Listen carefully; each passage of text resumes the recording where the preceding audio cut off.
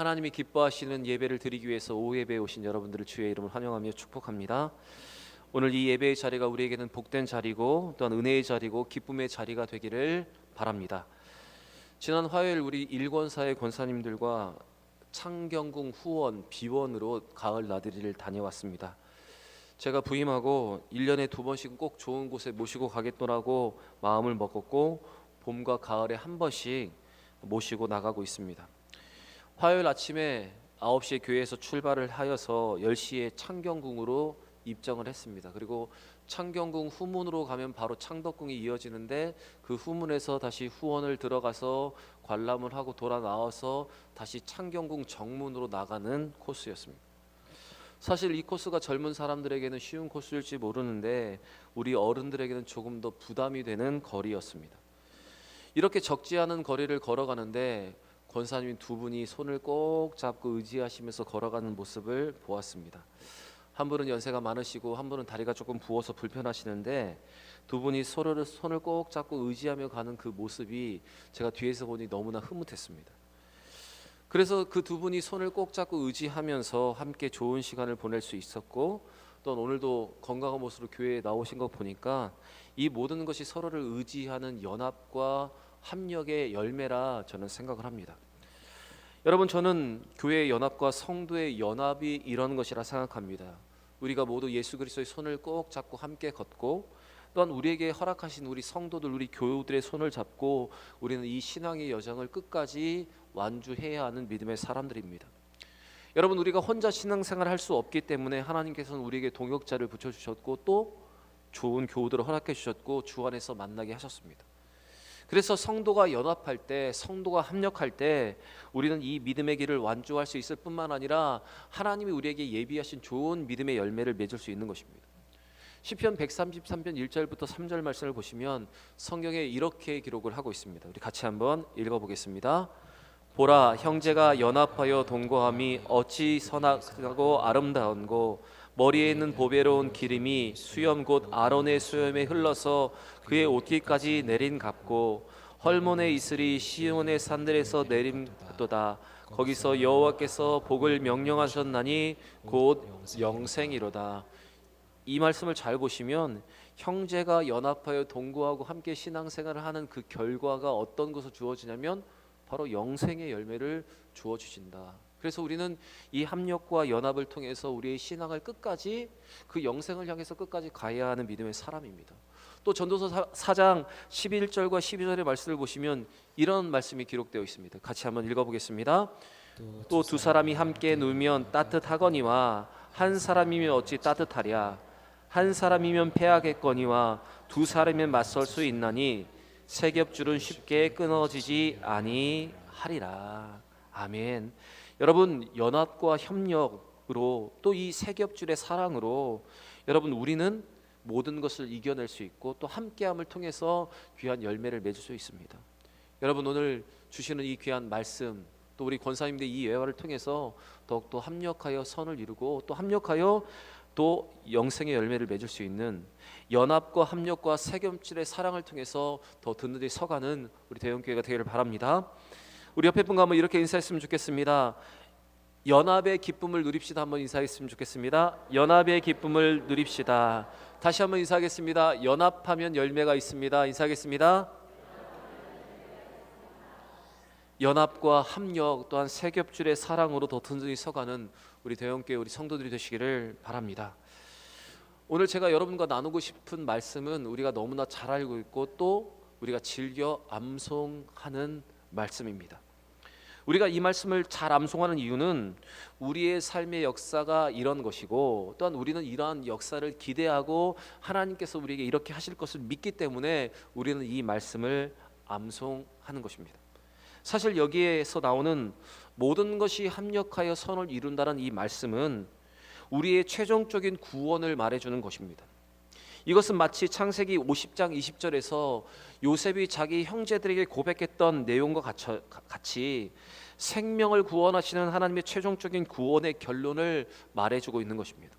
우리 창세기 50장 20절의 말씀, 그럼 합력하여 선을 이루는 것이 무엇인가 오늘 이 말씀을 통해서 한번 먼저 읽어보겠습니다. 당신들을 나를 해하려고 하였으나 하나님은 그것을 선으로 바꾸사 오늘과 같이 많은 백성의 생명을 구원하게 하시려 하셨나니.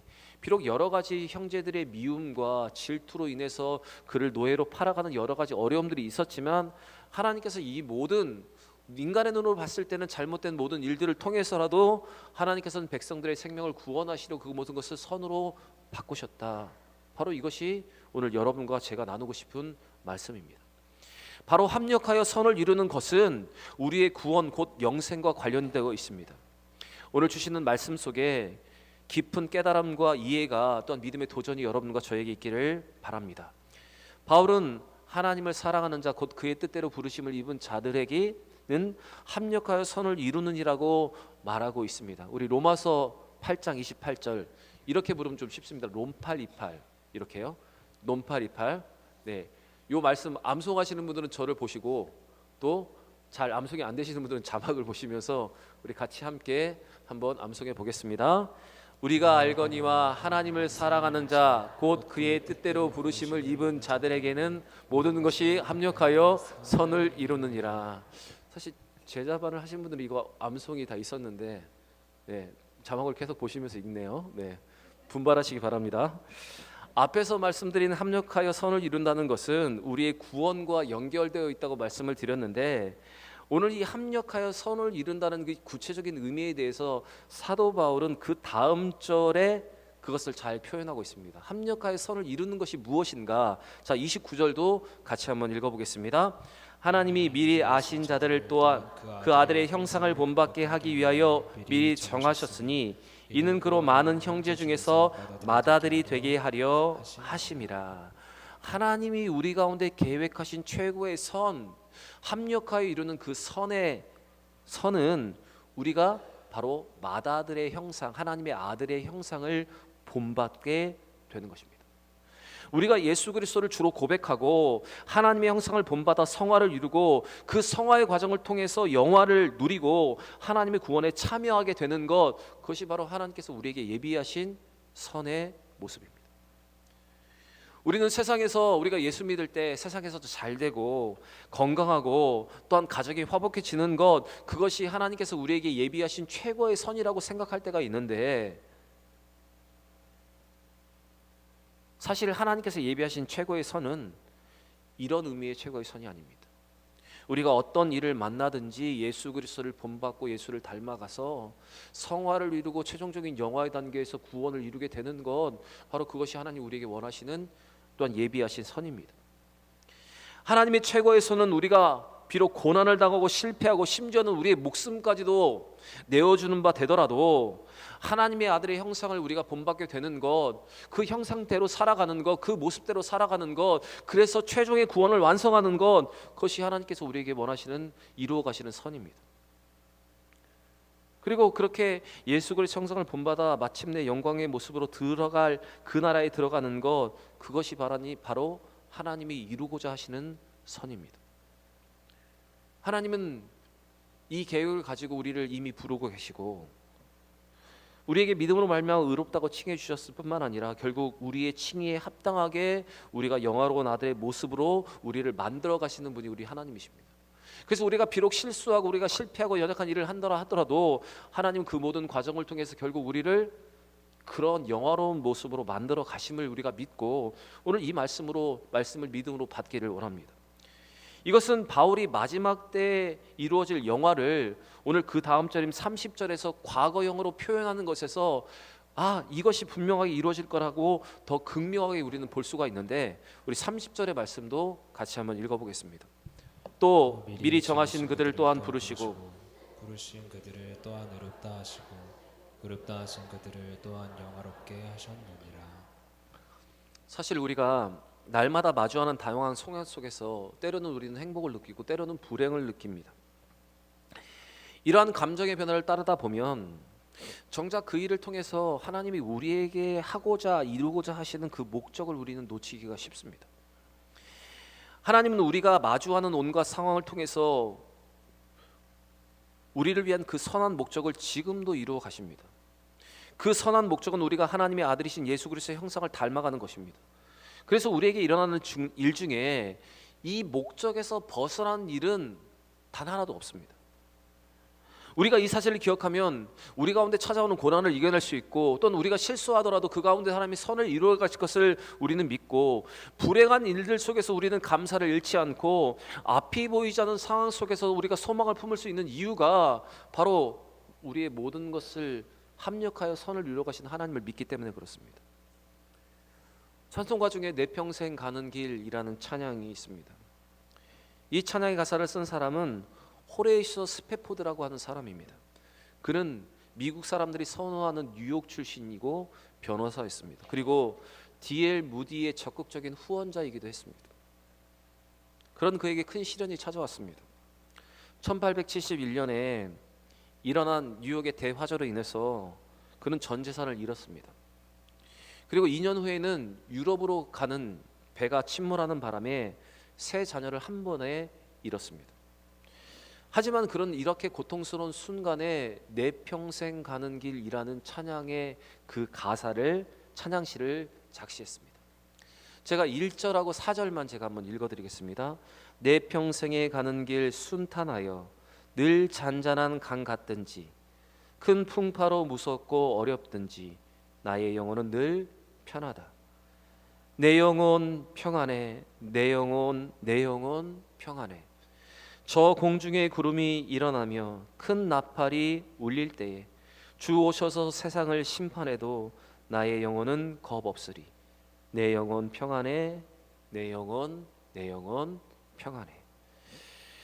여러분, 그는 이와 같은 고백으로 그 어려움을 이겨내고 아내와 함께 남은 여생을 가난한 사람들을 모아 공동생활을 하면서 하나님의 사랑을 실천하는 데 그 여생을 보내며 살았습니다. 여러분, 우리 가운데 일어나는 모든 일들 속에 하나님은 이 모든 것을 합력하여 선을 바꾸어 주시는 분이십니다. 우리에게 일어난 사소하고 작은 일조차도 예외 없이 하나님은 이 모든 것을 선으로 바꾸시는 하나님이심을 우리가 믿고 이 믿음으로 살아갈 수 있는 여러분과 제가 되기를 원합니다. 때로는 우리의 실수 때문에, 또는 우리의 상황 때문에 우리가 점점 그 문제 속에 함몰되어 가지만 하나님은 이것조차도 선으로 바꾸실 믿습니다. 요셉의 인생 가운데 어려움과 시련이 찾아왔지만 하나님도 그것을 선으로 바꾸어 주셔서 그 백성을 구원하시려 하였던 것처럼 하나님은 우리의 모든 삶 가운데 있는 이 모든 일들을 선으로 바꾸어 주셔서 우리에게 영생을 주실 줄 믿습니다. 오늘 이 믿음으로 우리 가운데 찾아온 모든 어려움들을 잘 이겨낼 수 있는 여러분과 제가 되기를 바랍니다. 오늘 합력하여 선을 이루신다는 이 말씀은 앞부분에 등장하고 있는 고난이라는 주제와 연결이 되어 있습니다. 그래서 우리 18절 말씀을 먼저 한번 읽어보겠습니다. 자막을 보시면서 로마서 8장 18절의 말씀입니다. 같이 읽겠습니다. 생각하건대 현재의 고난은 장차 우리에게 나타날 영광과 비교할 수 없도다.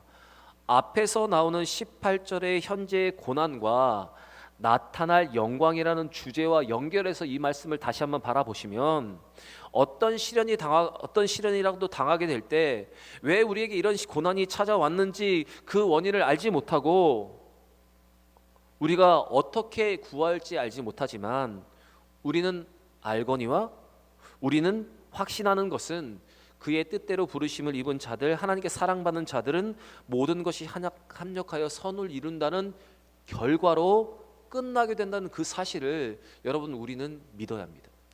현재의 고난이 장차의 영광으로 바뀌는 것처럼 지금 모든 어려움이 하나님께서 예비하신 그 영광과 선으로 바꿨을 믿고 여러분, 우리는 살아가야 한다는 말입니다.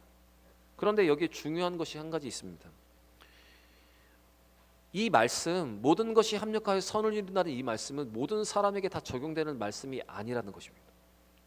합력하여 선을 이룬다는 이 말씀은 누구에게 적용될 수 있냐면 성경이 기록하고 있는 그대로 하나님을 사랑하는 자, 곧 그의 뜻대로 부르심을 입은 자들에게만 해당되는 것입니다. 첫 번째, 하나님을 사랑하는 자가 받게 되는 것이고, 두 번째, 그의 뜻대로 부르심을 입은 자들에게 해당이 되는 것입니다.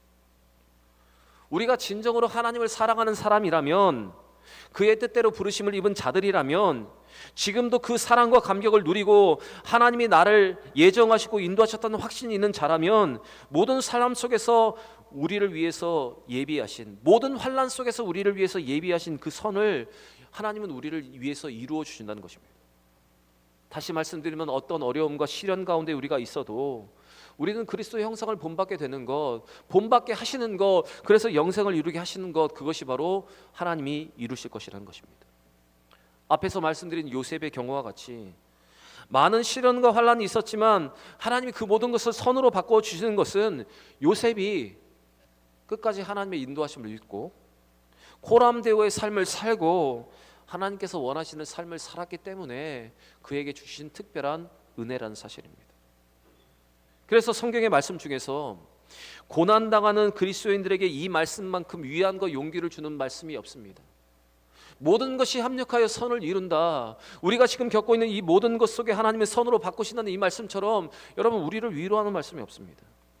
만약 여러분 지금 여러분이 어떤 시련과 고난 속에 있고 왜 나에게 이런 고난이 찾아왔는지 모르고 그 고난 속에서 너무 힘들어서 어떻게 기도할 바를 알지 못하고 있다면 하나님이 이 모든 것을 합력하여 선으로 바꾸어 주실 것을 믿고 이 확신을 가지고 이 모든 어려움들을 이겨내고 또한 성령의 도움으로 기도하며 이 모든 것들을 감당할 수 있는 여러분과 제가 되기를 원합니다.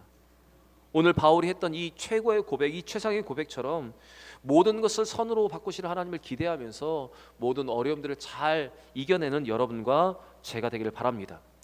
그리고 자격 없는 나를 부르셔서 의롭다 하시고 아들의 형상까지 자라게 하시는 하나님의 손길을 앞에 우리 자신을 온전히 내어 맡길 수 있는 여러분과 저의 삶이 되기를 원합니다. 마지막으로 바울은 하나님께서 우리의 길을 최선으로 인도하심에 대해서 다시 한번 확증을 합니다. 모든 것이 합력하여 선을 바꾸시는 것에 대해서 다시 한번 조금 모양을 바꿔서 이렇게 선언을 하고 있습니다. 우리 31절 말씀, 32절 말씀 같이 한번 읽어보겠습니다. 그런즉 이 일에 대하여 우리가 무슨 말 하리요? 만일 하나님이 우리를 위하시면 누가 우리를 대적하리요? 자기 아들을 아끼지 아니하시고 우리 모든 사람을 위하여 내주신 이가 어찌 그 아들과 함께 모든 것을 우리에게 주시지 아니하겠느냐. 아멘. 여러분 우리 하나님은 자기의 가장 아끼는 아들을 우리를 위해서 아낌없이 내어 주셨습니다. 그분이 우리를 사랑하시고 우리를 위해서 아들까지 내어 주신 그 하나님은 우리를 위해 지금도 모든 것을 후히 주시는 하나님이십니다. 창세기 12장 16절 말씀을 보시면 하나님은 아브라함에게 충성을 요구하십니다. 그의 믿음을 보이라고 말씀하십니다. 그때 그의 믿음, 그의 충성을 보이라고 하신 그것을 증명하기 위해서 하나님은 독자 이삭을 하나님 앞에 바치라고 말합니다. 아브라함이 하나님의 말씀을 듣고 자기 아들 이삭을 바치려 할 때 하나님은 그것을 말리셨습니다. 급하게 그것을 말리시고 그의 믿음을 인정해 주셨습니다. 하나님은 아브라함이 이삭을 드리는 것을 막으시고 그의 충성을 인정해 주셨습니다. 그런데 그런 하나님이 자기 독생자를 인류를 위해서 직접 희생시킨 것은 이 하나님의 신실함이 어떤 경우에라도 분명히 적용될 수 있다는 것을 우리에게 보여주시는 귀한 대목입니다. 그러므로 여러분 아들까지 내어주신 이가 우리 하나님이시기 때문에 우리는 더 이상 어떤 고난이 찾아와도 두려워할 필요가 없습니다. 그리고 기도가 조금 늦게 응답되어진다고 해도 여러분 우리는 원망할 이유가 없습니다. 왜냐하면 하나님은 지금도 우리를 위해서 모든 것을 예비하시고 우리에게 후히 주시고 모든 것을 선으로 바꾸어 주시는 하나님이시기 때문에 그렇습니다. 여러분 그렇기 때문에 어떤 어려움이 여자건대 찾아왔다 하더라도 여러분 두려워 마시기 바랍니다. 아들까지 내어주신 하나님이 지금도 나를 사랑하시고 나를 위해서 모든 것을 주시고 있기 때문에 그렇습니다. 기도의 응답이 조금 늦어진다고 우리가 하나님을 원망할 필요가 없습니다. 왜냐하면 하나님은 여전히 우리에게 좋은 것을 예비하시고 하나님의 때에 우리 가운데 좋은 것을 허락하시기 때문입니다. 여러분 지금도 우리를 위해서 일하고 계신 그 하나님, 끝까지 우리를 사랑하시고 아름다운 일을 이루어 가실 하나님을 신뢰하면서 여러분 믿음의 눈으로 모든 것을 바라보시고 어려움과 고난 속에서도 또한 아픔과 시련 속에서도 여러분 믿음으로 이 모든 것을 바라보는 여러분과 제가 되기를 바랍니다. 베드로전서 4장 12절과 13절에 성경은 우리에게 이렇게 말하고 있습니다. 같이 한번 읽어보겠습니다. 사랑하는 자들아 너희를 연단하려고 오는 불시험을 이상한 일 당하는 것과 같이 이상히 여기지 말고 오히려 너희가 그리스도의 고난에 참여하는 것으로 즐거워하라. 이는 그의 영광을 나타내실 때에 너희로 즐거워하고 기뻐하게 하려 함이라. 여러분, 때로는 연단과 불시험이 우리 가운데 오지만 여러분, 이것은 하나님의 본심이 아니라 우리를 더 단련하시려는, 우리를 더 만들어 가시려는 하나님의 계획을 믿고, 여러분 도리어 이 고난을 더 즐거워하고 이것을 선으로 바꾸실 하나님을 기대할 수 있는 여러분과 제가 되기를 원합니다. 우리는 오늘 이 바울의 확증을 듣고 다시 한번 하나님을 온전히 믿고 신뢰함으로 우리 앞에 있는 어려움을 잘 극복하는 여러분과 제가 되기를 원합니다. 여러분, 우리가 함께 읽은 오늘 이 말씀 그대로 우리 하나님은 오늘 29절의 말씀처럼 모든 것을 예정하시는 하나님이시고 전지하신 하나님이십니다. 그리고 우리 하나님은 31절의 말씀과 같이 누구도 대적할 수 없는 전능하신 하나님이십니다. 이 전능하신 하나님은 우리의 모든 것을 선으로 바꾸어 수 있는 능력을 가지고 있기 때문에 우리는 이것을 믿어야 합니다. 또 우리 하나님은 32절의 말씀처럼 사랑의 하나님이십니다. 이 사랑으로 하나님은 우리의 모든 것을 지금도 선으로 바꾸어 주십니다. 우리가 이런 하나님의 주권과 그 능력을 믿고 신뢰한다면 우리의 고난, 우리의 실수, 우리의 실패로 입은 상처와 같은 모든 것도 하나님이 반드시 선으로 바꾸어 줄 줄 믿습니다. 빌립보서 1장 6절에 마지막으로 결론의 말씀으로 같이 한번 읽어보겠습니다. 너희 속에 착한 일을 시작하신 이가 그리스도 예수의 날까지 이루실 줄 우리가 확신하노라. 사랑하는 여러분, 나의 삶과 나의 길을 지금도 붙잡고 계시고 섭리하시고 선한 길로 인도하시는 하나님을 의지하면 오늘 환난이 나에게 찾아왔다 해도 우리는 감사하며 찬양할 수 있는 삶을 살 수 있습니다. 우리 속에 착한 일을 시작하시는 이가 그리스도의 날까지 이루심을 확신하면서 모든 것을 합력과 선으로 바꾸실 하나님, 우리의 실수와 우리의 연약함과 우리의 모든 것까지도 선으로 바꾸실 하나님을 기대하며 믿음으로 살아가는 우리 모든 대형의 성도들이 되시기를 우리 구주 예수의 이름으로 간절히 축원합니다.